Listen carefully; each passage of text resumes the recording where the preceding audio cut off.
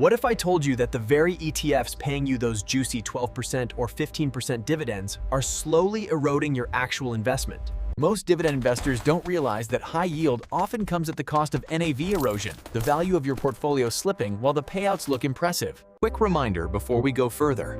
Yield and tax treatments can change, and past returns don't guarantee future results.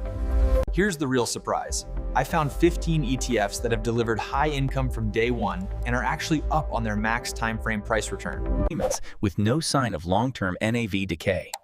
This list is built from ETFs that have not only historically paid strong distributions, but Stick around until the end because I'll be naming my single top pick. Now, before diving into those ETFs, we need to talk about a mistake most investors never see coming. For example, the high-yield pitfall that quietly erodes portfolios.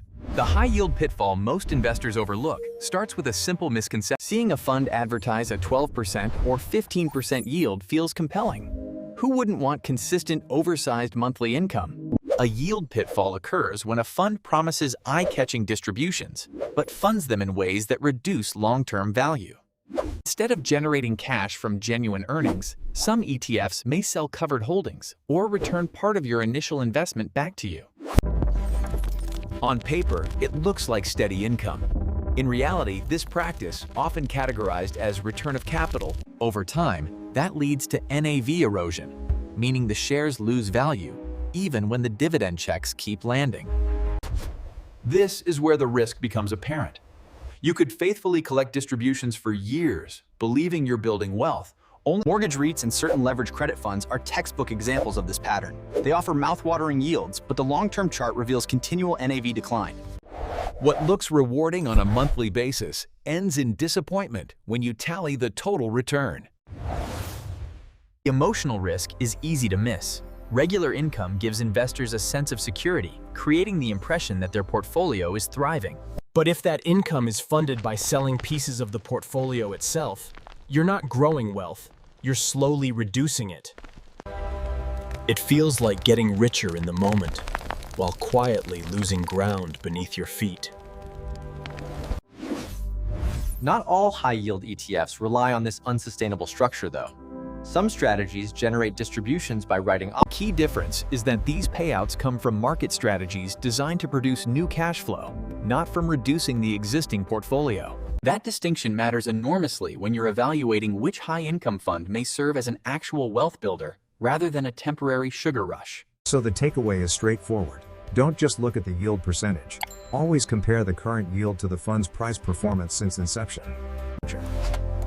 If the chart shows years of NAV erosion, the headline yield is masking a deeper problem.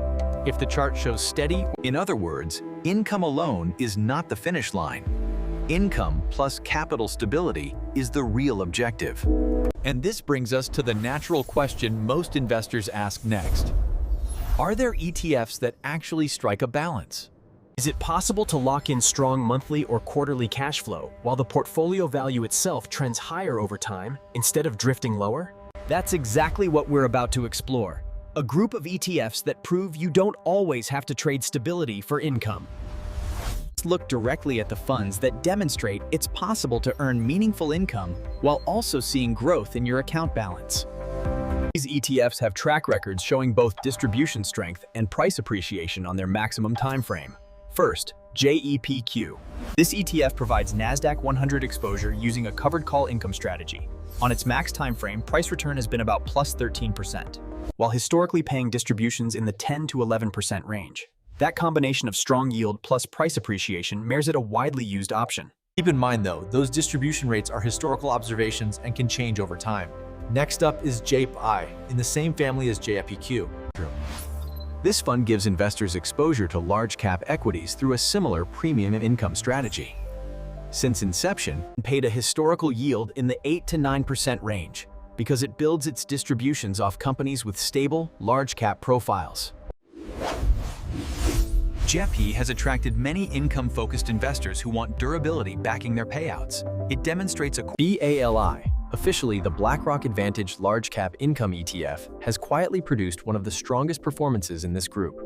Its max timeframe price return is about plus 25%, and it has delivered an estimated yield in the 8 to 9% range over that same period. Despite not having the same recognition as JEPQ or JEPI, SPYI's combination of solid income and price growth makes it a credible option worth attention. That relative lack of attention often positions funds like this as intriguing sleeper additions to an income portfolio. In practice, what sets ETFs like these apart is their structure. The core holdings are anchored in established large-cap stocks. The yield comes not from cutting into the portfolio, but from option strategies layered on top of these holdings, which generate cash flow. Covered call writing and related strategies create distributions without reducing the underlying asset base. That's why these funds have actually appreciated while producing high income. Take JEPQ as an example. Investors have participated in the broad upside of the NASDAQ while receiving a double-digit distribution stream. Pair that with JEPI's consistent income or SPYI's strong total return profile, and the pattern becomes clear.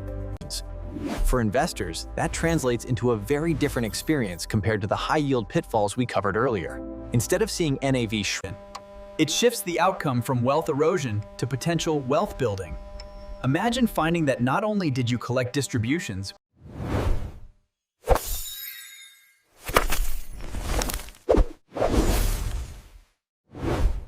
More investors are asking, are there ETFs designed to pay high income while also structuring those distributions in a more tax-efficient way? Think to like that. Two ETFs can both advertise a yield near 12%. Yet, once taxes or real returns can be. one example is the ProShares S&P 500 High Income ETF, ticker ISPY. This fund tracks ISPY doesn't receive much attention, often called a slept-on option. Yet, it offers investors the credibility of the NEOS S&P 500 High Income ETF, ticker SPYI, takes the high income concept much further. SPYI not only distributes close to 12% annually, it has also posted a price return of about plus 56% on its maximum time frame. That level of appreciation is rare for a yield-focused ETF, as many similar funds tend to remain flat or trend downward in price. A short comparison. ISPY provides S&P 500 exposure with reliable cash flow, while That tax edge comes from how SPY's payout is partially structured. A portion of its distribution is classified as return of capital, or ROS. Instead of taxing the payout immediately, the IRS lets you defer part of that bill by lowering your cost basis in the shares. In simple terms, you receive the cash flow today, but the taxation is delayed until you eventually sell the ETF. It's important to be clear about the trade-off with ROC. While it defers taxation, it reduces your cost basis, which can lead to higher capital gains when you sell. In other words, ROC doesn't erase taxes, it simply shifts them into the future. That timing advantage can be very valuable. Contrast that with traditional dividends, which require you to pay taxes the same year they are received. By comparison, this combination of high yield, strong capital appreciation, and a tax deferral mechanism is what makes SPYI stand out. Just remember, always verify the most current distribution breakdown before investing. ROC percentages can vary over time. Some funds have gone further, building income structures around sectors many investors think of only as growth plays, like tech stocks and even Bitcoin. A new wave of ETFs is designed to transform volatility from high-growth assets into consistent cash flows. For QDVO, the Amplify CWP Enhanced Dividend Income ETF, blends large-cap growth companies with an integrated income approach. On the max timeframe, QDVO has delivered around plus 14 to 15% price return while producing a distribution rate close to 9%. This hybrid structure lets investors participate in tech growth trends while also collecting regular payouts. Showing QQQI, the NEOS NASDAQ 100 High Income ETF, draws from the NASDAQ 100 and layers on a covered call program. It has returned roughly plus 5 to 5.5% on its max time frame, with an observed distribution rate of almost 15% monthly. A word of caution though, because the distributions come from option premiums, upside is capped during extreme bull runs, meaning you trade some growth for steadier income. GPIQ, the Goldman Sachs NASDAQ 100 Premium Income ETF, is another in this category. It shows about plus 40 and generally distributes in the 8 to 10% range. Its dynamic covered call strategy allows partial participation in BTCI, the NEOS Bitcoin High Income ETF, operates in a far more volatile space. It's returned roughly Similarly, Dividend has gained about plus 15% on its max time frame while distributing close to 25%. Both rely on. But unlike equity-based income ETFs, crypto-linked strategies carry significantly higher risk. They can produce eye-catching. The Roundhill Magnificent 7 Covered Call ETF, MAGQ, focuses on the most widely followed tech leaders, like Dyson. It pays distributions at a striking 35% annualized rate, while returning about plus 6.2% since inception. The common thread through all these ETFs is their use of covered call strategies. They sell options against their holdings and pass the premiums back to investors. This design monetizes volatility and creates income streams, but naturally limits upside potential in strong bull markets. The takeaway is that high growth and consistent income no longer have to exist in separate silos. ETFs like Q. So where does this all leave us? It comes down to identifying which funds really deliver sustainable income.